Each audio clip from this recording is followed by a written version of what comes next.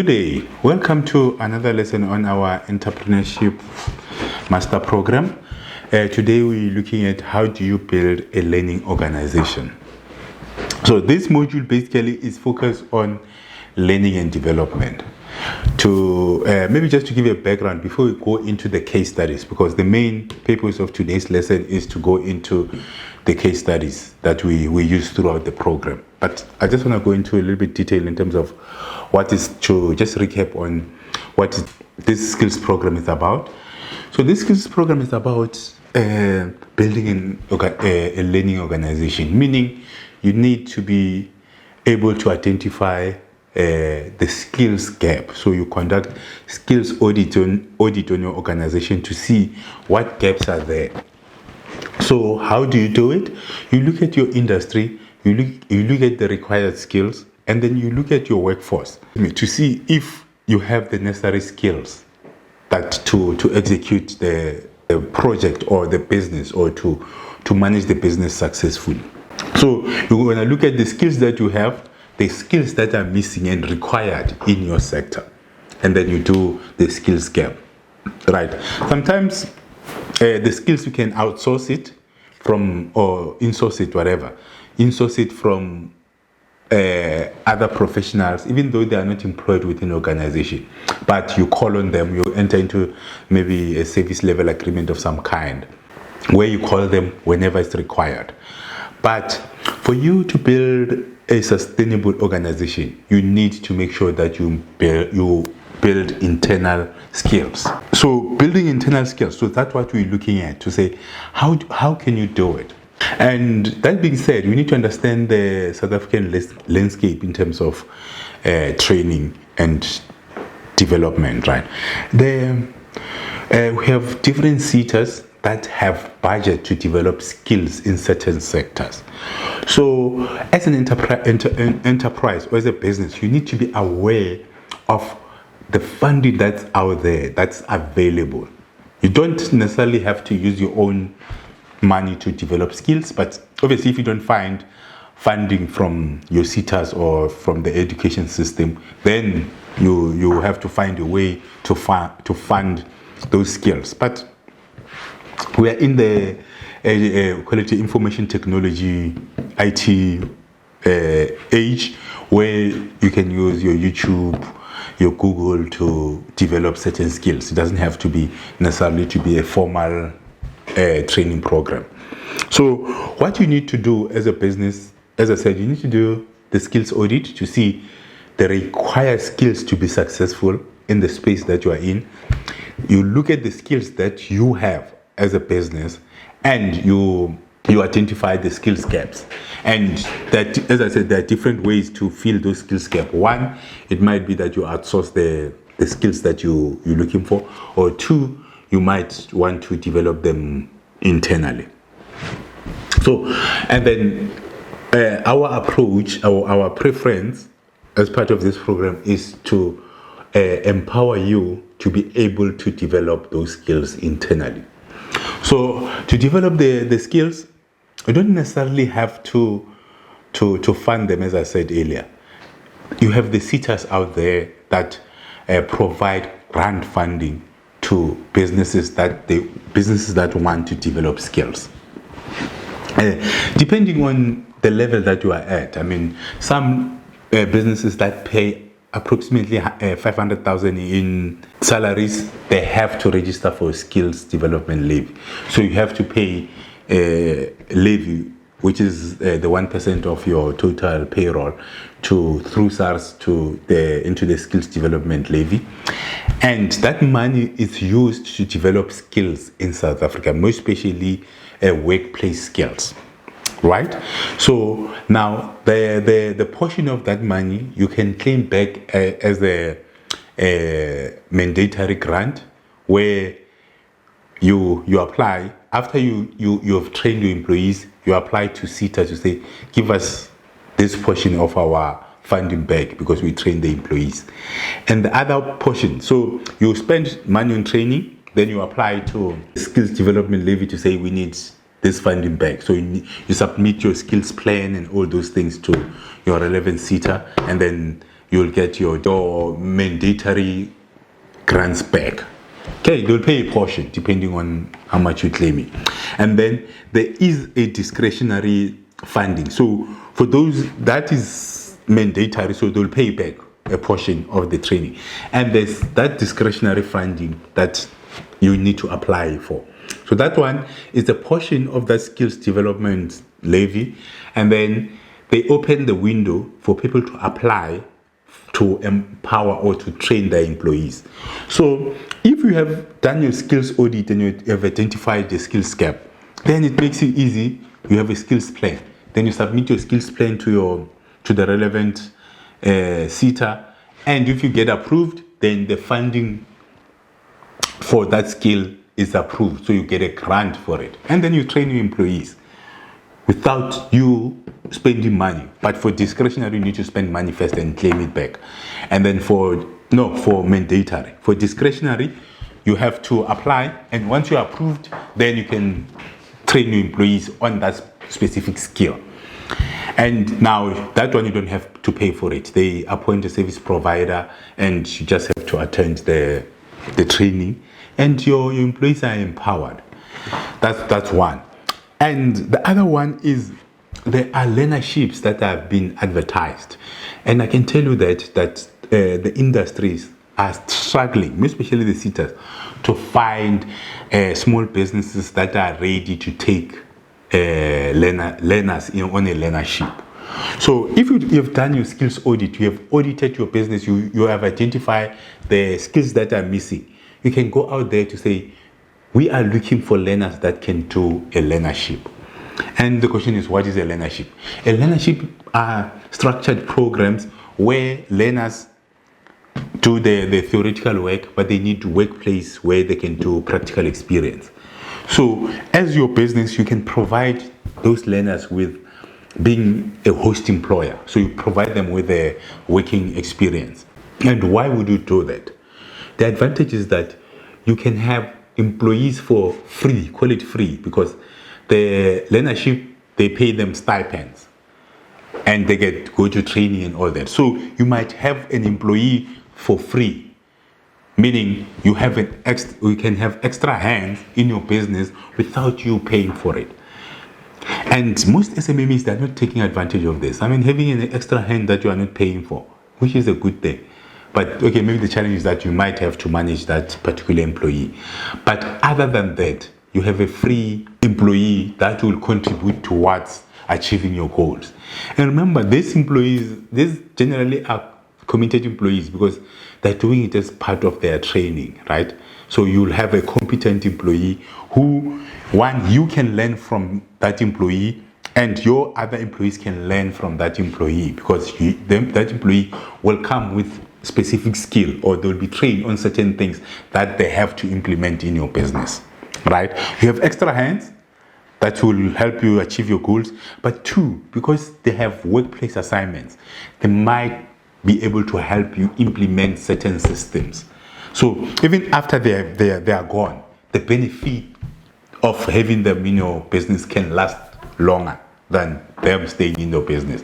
So they can implement the business. But it needs an organization that is open to learning. It must be a learning organization so that you give them an opportunity to learn. Two, you allow them to help you improve your systems, your operating system. Whichever space that they might be coming at a technical level, they might be coming at an administrative level, but one thing for sure, if you allow them and you give them space to do what they do, then they can leave you with a lasting legacy in terms of the system that they will help you develop. That's the learnership component. So that's why it is important in this environment to be a learning organization, to be open to accessing these grants for training, because with improved skill or improved skills, you will have an improved performance. That one is guaranteed, that if your employees are trained, they will be able to perform better on their job. So if you don't train your employees, you might be missing out on being competitive because your employees are not training, they're not learning new skills to be able to compete out there. But if As an entrepreneur or as a business manager, you have that open-minded of training your employees. That means you are capacitating them to improve your business. I remember there's these memes that go around in social media to say the CFO asked, what if we train them and they leave? Okay. Then that's what the CFO, because was looking at the budget. But in this case, it's not necessarily relevant because the budget will encourage you to look at discretionary funding and the grants funding and the learnerships. But the CFO had a valid question to say, look, CEO, you say we must train employees, but what if we train them and they leave?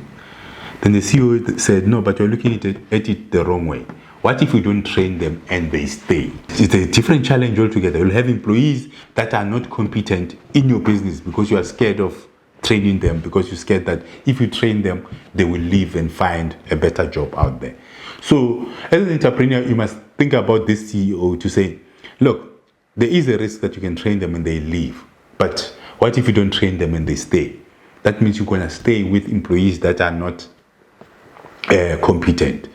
So what you need to do as an entrepreneur or as a business manager, you need to be open to learning, to build a learning organization, because there are only benefits that you can get out of it. But as I said, that the focus is mainly you targeting the grants and training opportunities that may exist. I'm saying this because sometimes training is not prioritized in institutions, understandably so, because there is no budget for it. So you need to make sure that there is budget for training. But if you don't have budget for training, we have a lot of learnerships out there. You need to, but if you are not conscious about it, those are the opportunities that come and go. They will come and go without you even recognizing that these opportunities exist. So this skills program, it was actually to open up your mind to these opportunities that exist in a training space. One, to empower your employees. Two, to make sure that you build a competent organization so that you'll be able to compete in the market.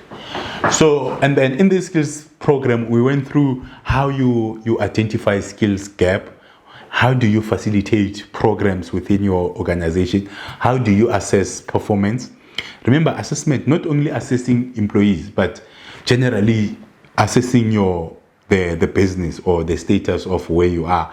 And we looked at the moderation of the business, and ultimately being able to develop a skills plan to say there are a lot of enterprise institutions out there that will be willing to help.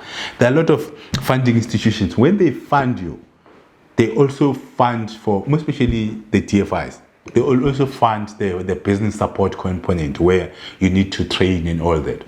So if you haven't assessed your organization to look at the skills that are required, the skills that you have, and identify the skills gap, you can use our app to do that. It's easy. It takes you a few minutes to develop your skills plan.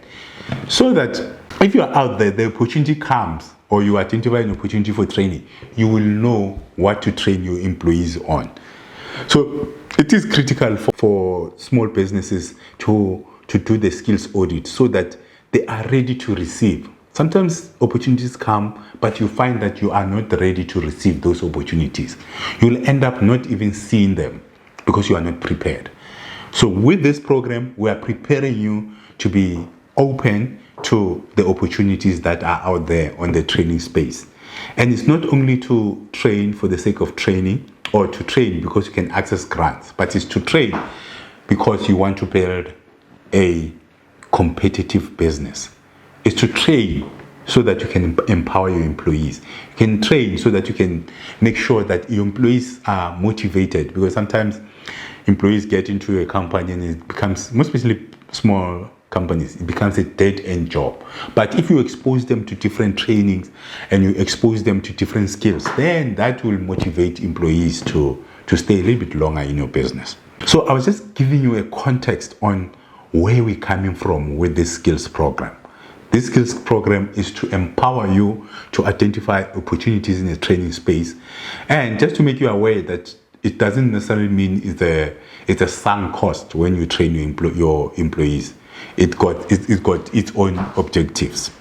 All right. Now today we're looking at the case studies in relation to developing a learning organization. All right. So now we're going to start with McDonald's. McDonald's is a learning organization, or it has been a learning organization since Ray Kroc. Because at the time, remember McDonald's, what makes it successful is its system, right? So what it does is, when it gets a new franchises, you need to be, before they even give you a store, you need to be in their store training for 6 months. The whole 6 months, you training to understand how the McDonald's system works, how to order stuff, how to serve customers, how to close the day, how to open the day, things like that. So that by the time you open your own restaurant, you have the necessary skills. You know, you have learned. I mean, 6 months it's a long time. You will have the necessary skills by the end of 6 months. You'll know what it takes to run a McDonald's store. And in that process, obviously, some will fall off because they might discover that this is not what they want to do, because it gives you that practical experience. So in terms of when it comes to training, McDonald's is driven by training. It had its core, because they even established a university within the McDonald's, the Hamburger University. Okay. When I was at McDonald's, actually, I was lucky to attend one of their courses in Chicago at their Oakbrook campus. But I know now, I think they've closed that campus, because I think now they're moving with times in terms of the learning. They're moving away from the traditional learning, and they've closed that campus since I think in the around 2015 or so.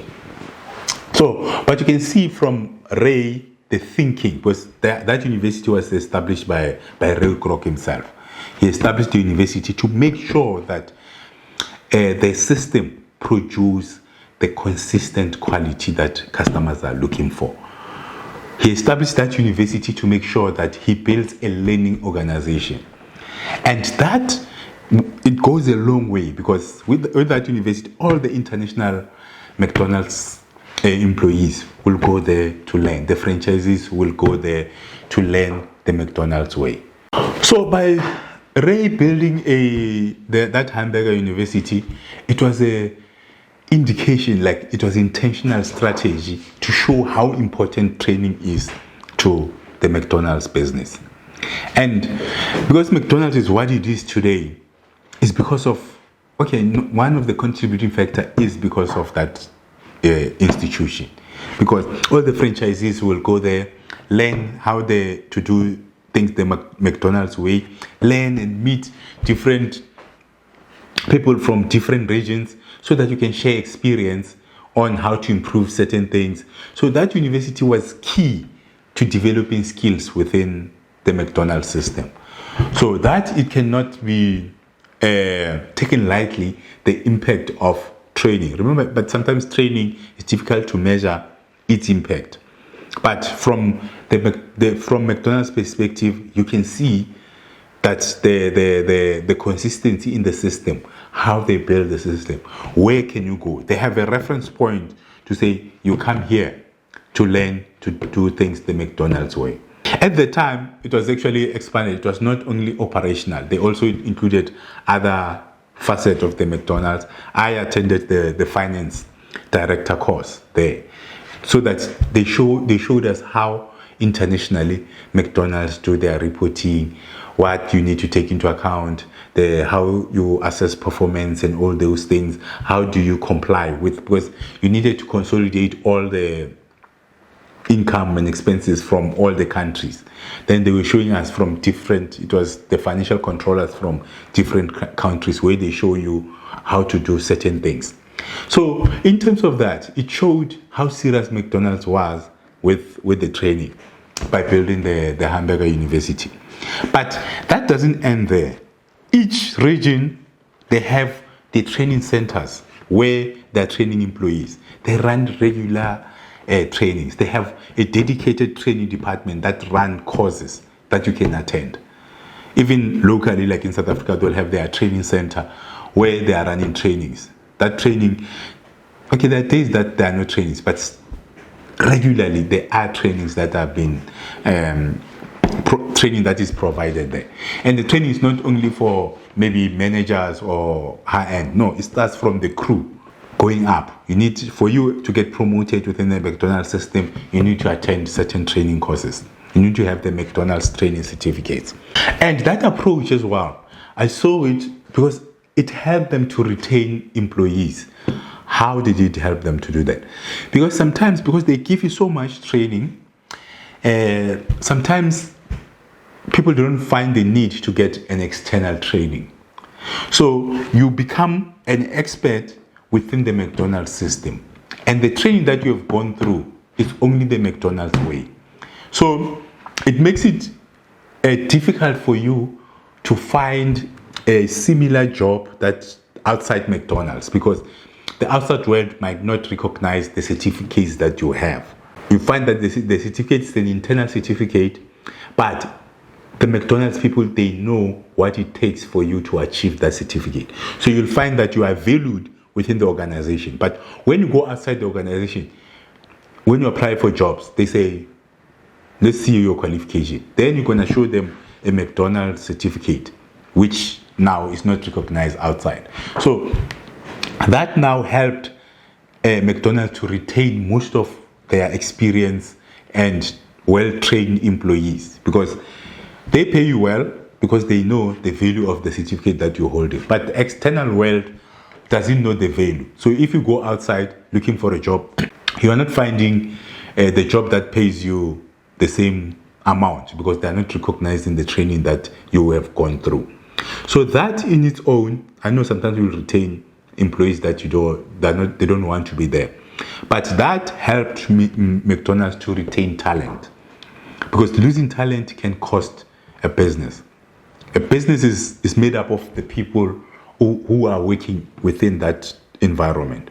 So if you start losing your talented people, mediocre people will stay, and your business might go down. You might lose customers or the profitability, or you might not be as efficient as you want to be.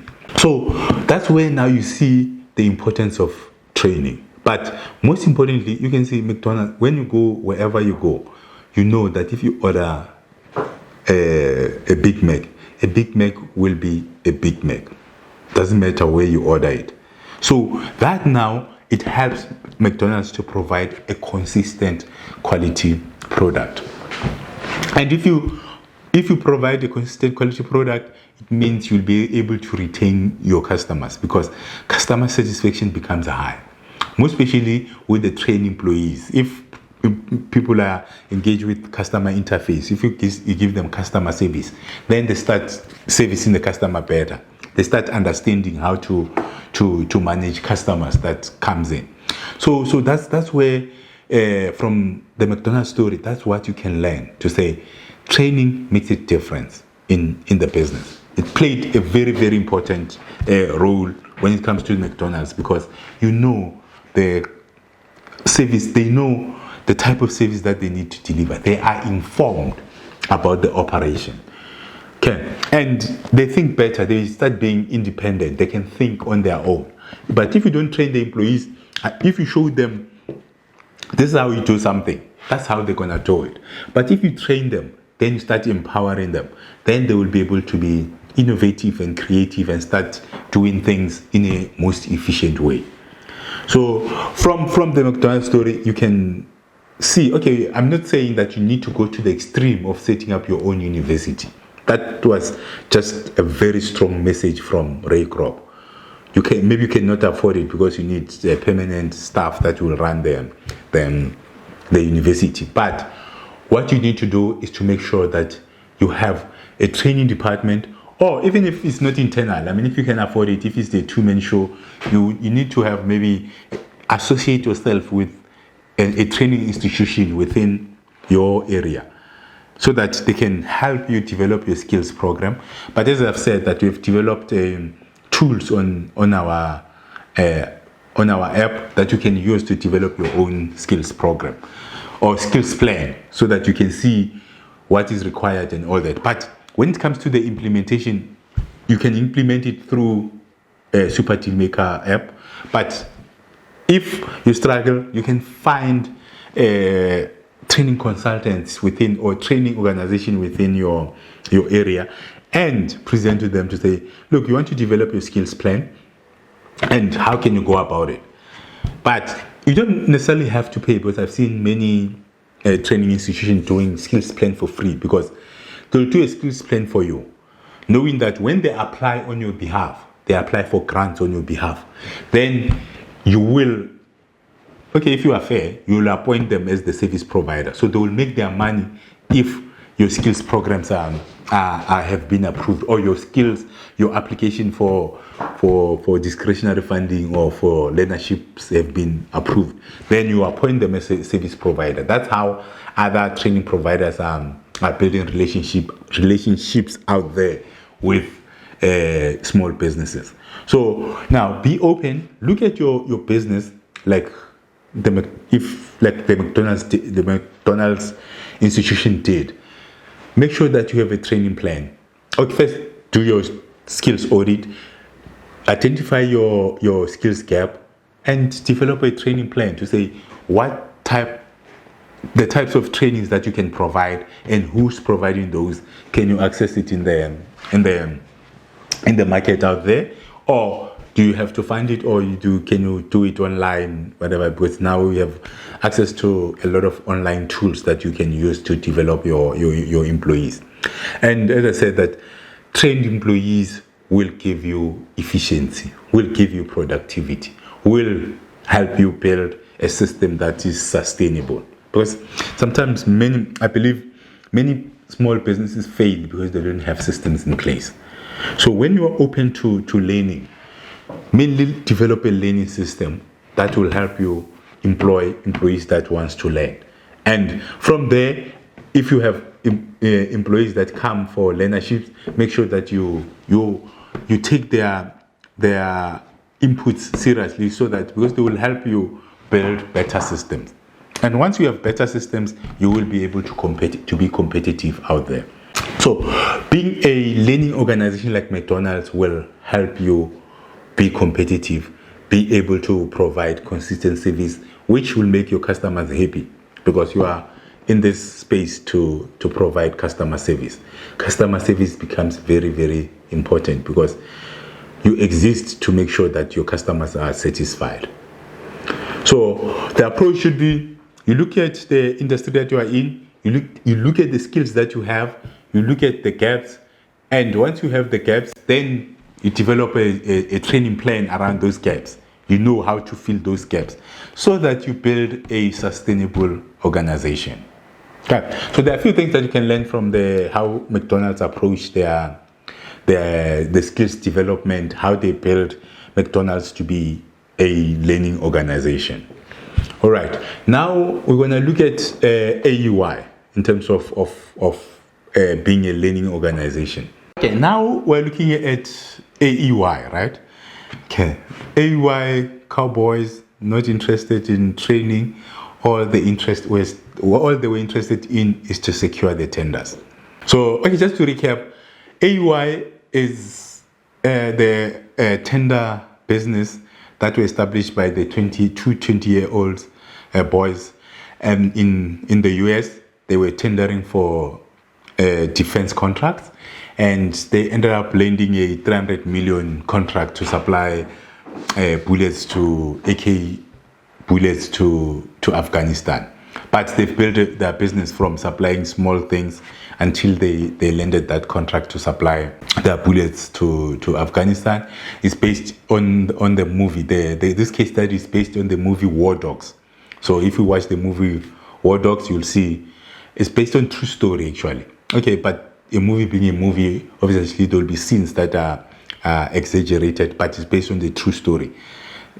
This is what happened. The story that happened in AEY is the story that really happened, where in the early 20s, these boys, they were tendering, initially started with more small contracts, and they built their business towards, I think the biggest one from the movie, they secured about a 300,000 contract. From 300,000, they went to 300 million US dollars.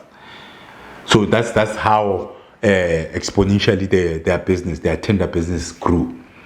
And in the process, yes, they made a lot of mistakes, because at the end of the day, the founder, who was Ephraim, got arrested because they faked certain things and they didn't do things the way they're supposed to do them. And David got house arrest because he cooperated with the law enforcement. So that's the background story on AEY. Who's AEY? And then AEY, as I said, that they were cowboys. They had limited experience. Okay, not experience, but training themselves in the arms industry or in the defense industry. But they had the practical know-how. So these are what you call hustlers. They were hustling in that space. They were self-taught. Everything that they've learned in the industry, it was self-taught. So they didn't have your formal programs like the McDonald's have, because the McDonald's had formal training programs. At AEY, it's about knowledge sharing. Remember, training as well, you might not do practical trainings, but you might have a system that people share knowledge. So if you can see from the movie, Ephraim, who was the founder of AEY, recruited David because he was starting to get more business, and then he wanted somebody who he can trust. So what he did what they call the orientation. So each and every business, when you hire employees, okay, there's one thing that you can learn from AEY. When you hire employees, make sure that you give them proper orientation so that they can know what to do. So what Ephraim did when he hired David, he gave him proper training based on his limited experience. Obviously, he was a high school dropout, so he didn't have formal education. But remember, you don't need formal education to make it. I mean, they secured a 300 million contract without completing high school. What Ephraim did is, when he recruited David, he gave him proper training in terms of the make, the type, the sourcing, how you find suppliers, how do you speak to suppliers, how do you approach the market and all that. So he gave him a proper orientation.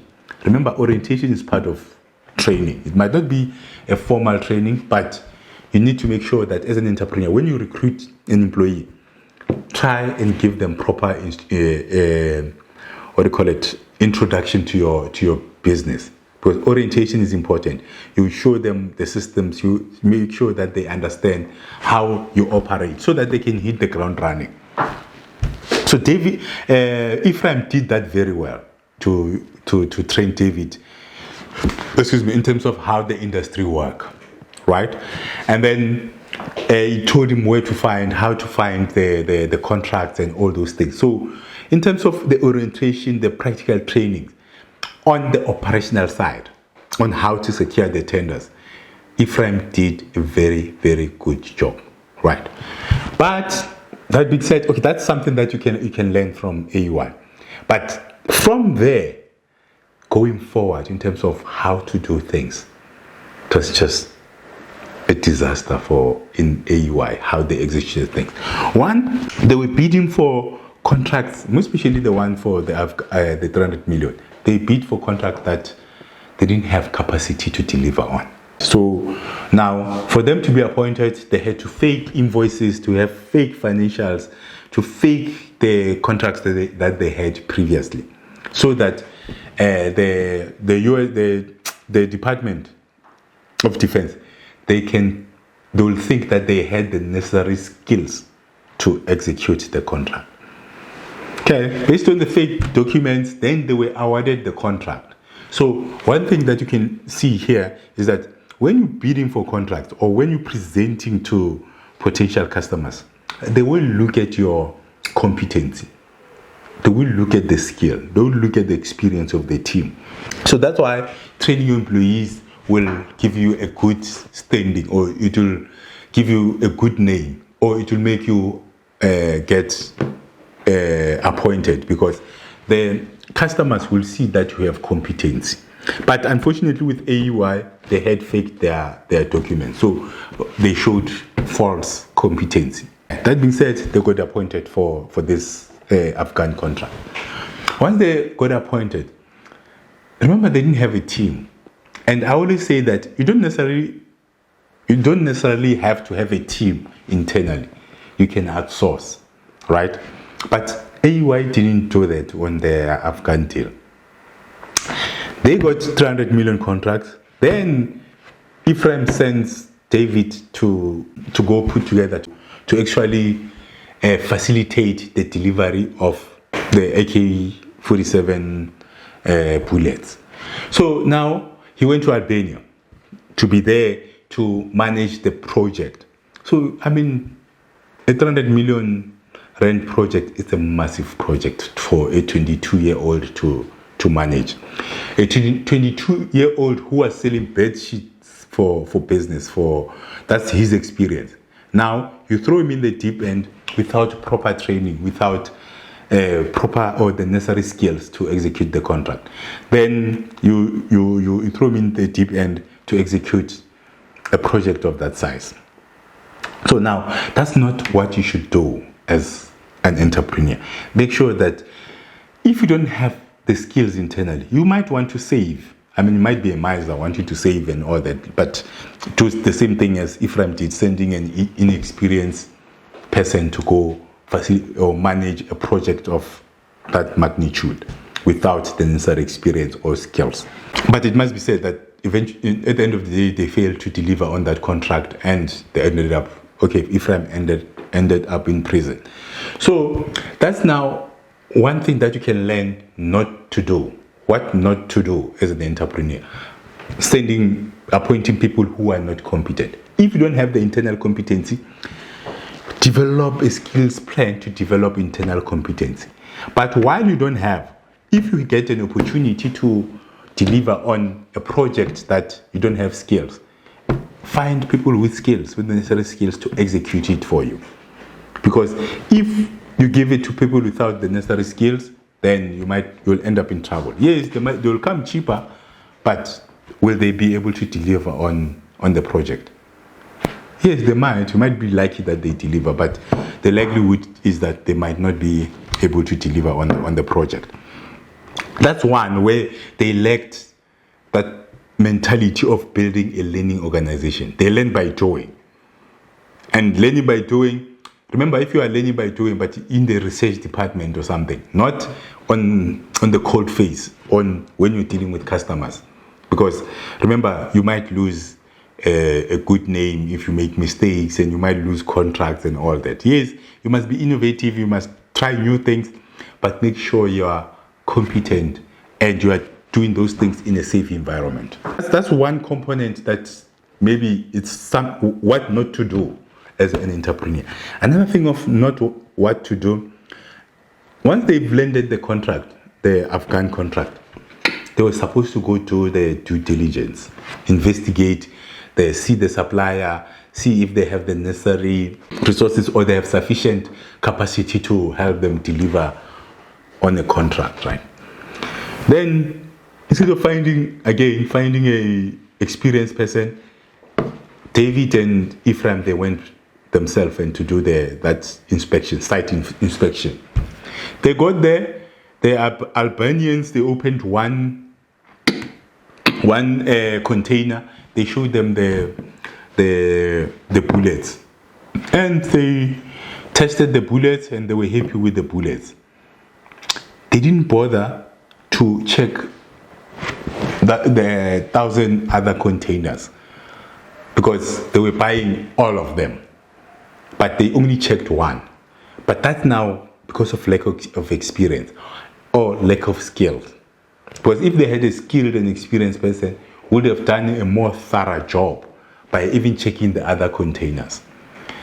So they didn't check the other containers, and when they started loading, once they entered into an agreement with the Albanians and to start load and go deliver the bullets, they realized that they were sold the Chinese bullets. And the US had embargo or sanctions on the Chinese bullets. Now they were in trouble. the deal was in trouble because they couldn't deliver the Chinese bullets to American soldiers. Okay, so now doing things with one, tendering for or contracts that you don't have competency on, it's a problem. Most especially if you know you wouldn't be able to source the right competence or you're not willing to pay for it. Then now conducting due diligence or appointing project managers that they don't have the necessary skills, it's also a problem because they'll cause your project to fail. So in this case now they were having a disaster of having thousands of containers with Chinese bullets. They can't send it to the client. All right, the two being creative as they were, they repackage the bullets and they send them. They remove the Chinese packaging and they send them in plastic. So now, yes, they were able to get out of it by repackaging them, right? But imagine if they were not able to repackage them. They would definitely have lost the 300 million contract because they didn't have the necessary skills. So as an institution or as an organization, you need to make sure that you build the necessary skills within the organization so that you will be able to deliver consistent products and consistent quality and make sure that you comply. All right? Because if you don't comply, then you might be in trouble failing to deliver on your customer promise. And if you fail to deliver on your promises, then it means your business will likely fail. So skills development becomes a critical component of a business. You need to be able to identify the gaps that you have. So you can see from Ephraim or from AEY, they didn't do the skills audit. They didn't identify the skills that they didn't have and maybe train employees or develop any mitigating factors. They didn't mitigate that. Whatever that they needed to do, they did. And this also comes with the delivery of the guns they were supposed to deliver in Iraq. Because they didn't have experience, they didn't have the knowledge, they didn't even know that the Italians banned to trade with Iraq. If they knew that, if they had the experience, they would have known. They only learned about that when the customer phoned them to say, guys, what are you doing? Because I know that there was a sanction that the Italians have issued. How are you going to deliver the guns? Papara. That's when now they woke up to realize that, there is this thing. And then they tried to save the project and they had to drive through the dangerous area of Iraq for them to deliver. But they wouldn't have to do that if they had the necessary skills. If they develop the necessary skills internally.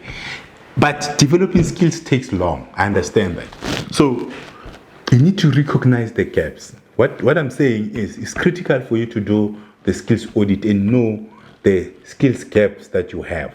So that when you're implementing projects, you know which skills you don't have that you need to source from outside.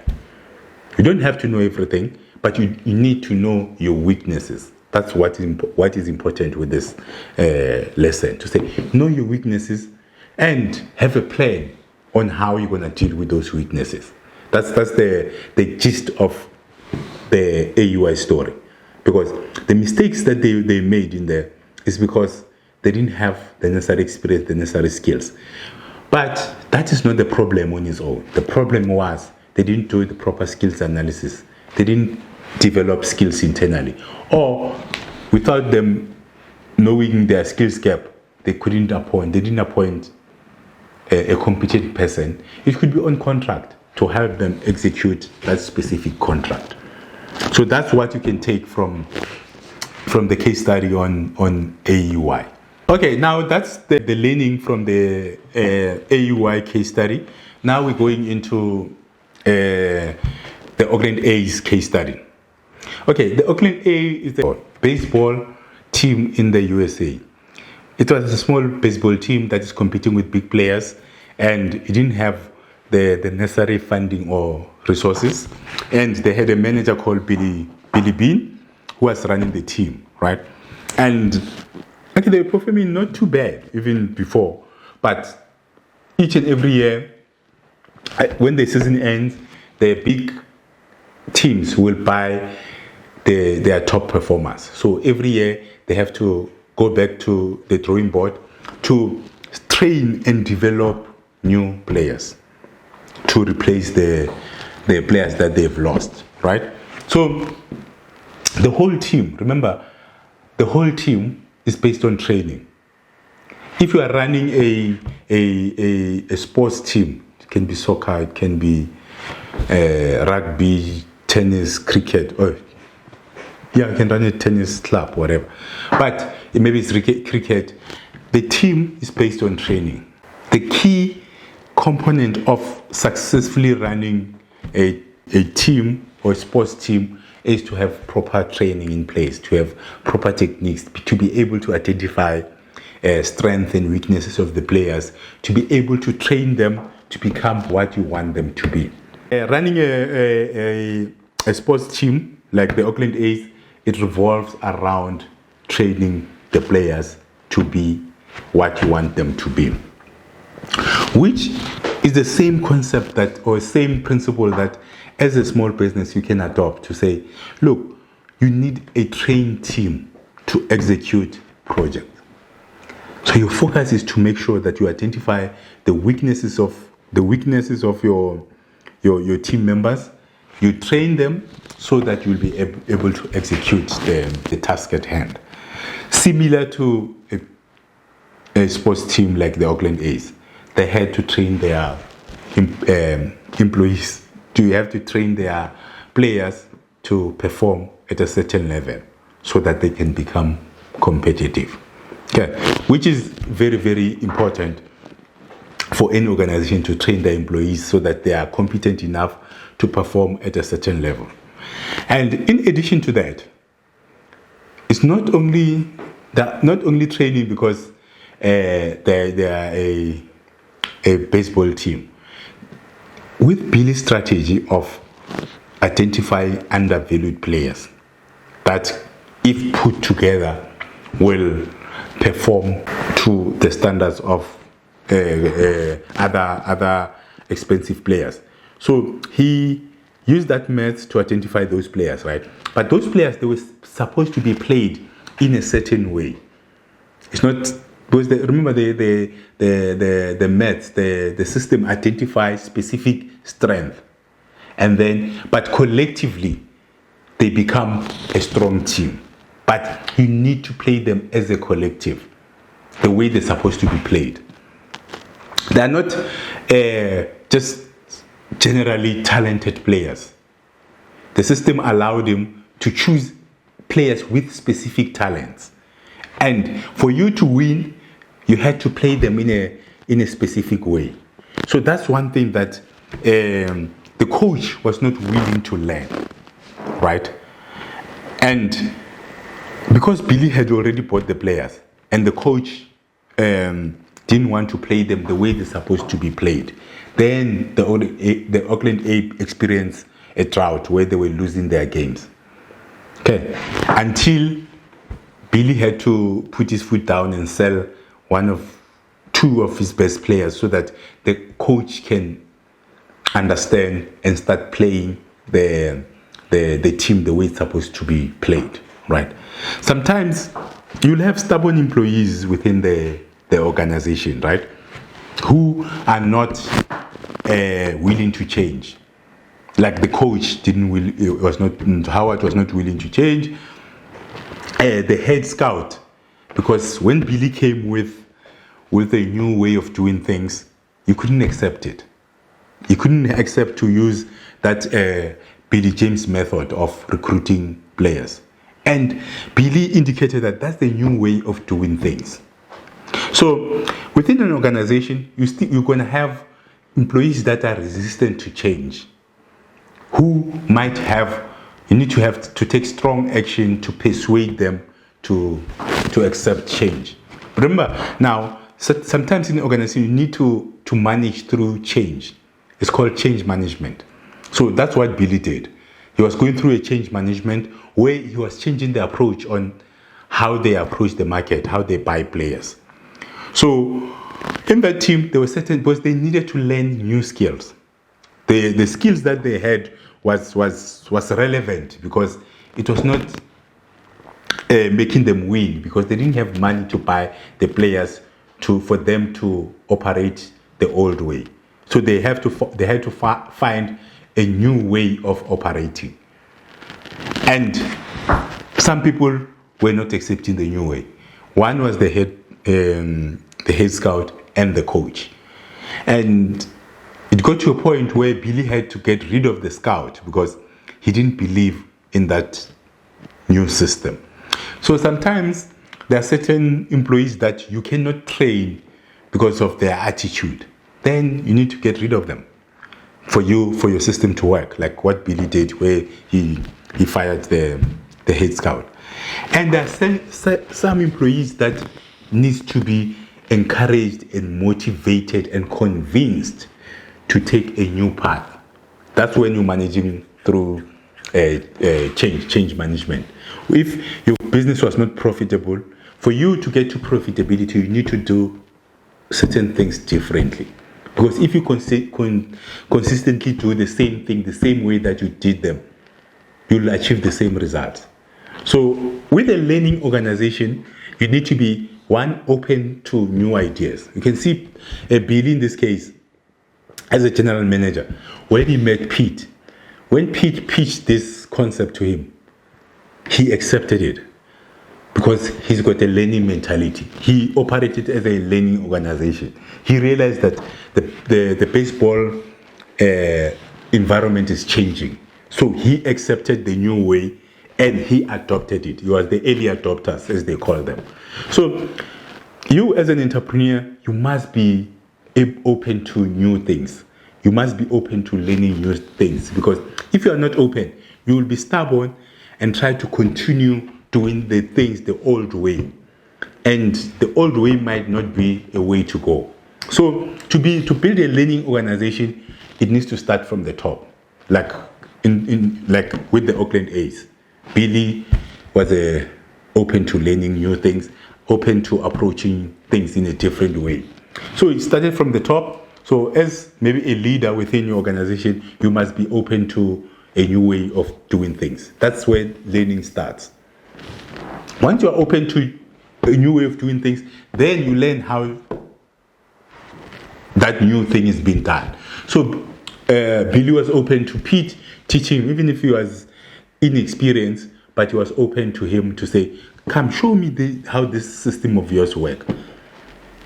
And he supported Pete in implementing that system that Billy didn't know.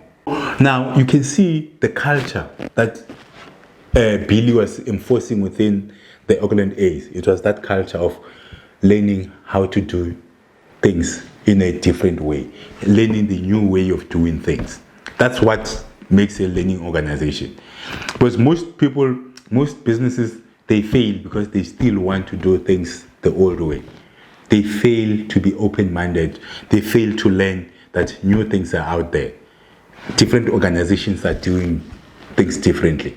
So as an organization, apart from the internal learning and development, apart from internally training your employees, you must be open to learning what your industry is doing. What are the new things out there? If you see any innovative things out there, adopt them. Bring them into your organization and learn from them so that you can be competitive, so that you can have competitive advantage. And yeah, that's the main lesson from from the Oakland A's in this case study when it comes to building a learning organization. It starts from the top. It starts with Billy, who was open to new ways. He hired Pete and he listened to Pete. He listened to his recommendation, even if when he knew that Pete didn't have the necessary experience. And sometimes when you are in the change management, you might have to fire certain people who are not buying into the new strategy or the new direction. So in this case, Billy fired the head coach.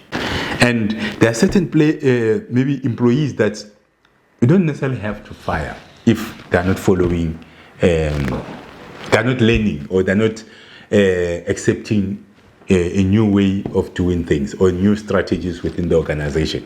They might be resistant, but those you can manage them by convincing them, motivating them, taking actions that will show them that this is the new direction. That's what Billy did with a coach.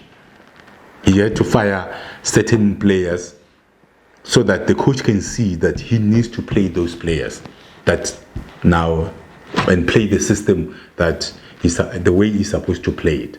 That's how a learning organization operates.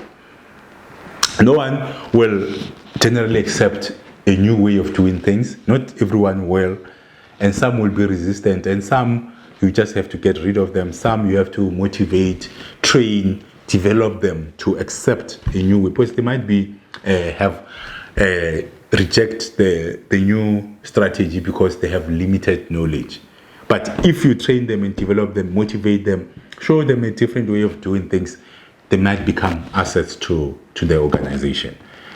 Okay, so that is the case study on the Oakland 8. But I mean, when it comes to building a learning organization, there are other things that you can learn. So I just wanted to highlight these sections from Moneyball, the movie, and the book. You can read the book, you can watch the movie to identify other elements of building a learning organization. This is not exhaustive. I just highlighted the ones that I could pick up to say, here and here and here, these are the signs of a learning organization. So I hope this lesson is something you picked up, something that you will be able to implement in your project, in your organization. That's it on case studies on building a learning organization. I thank you.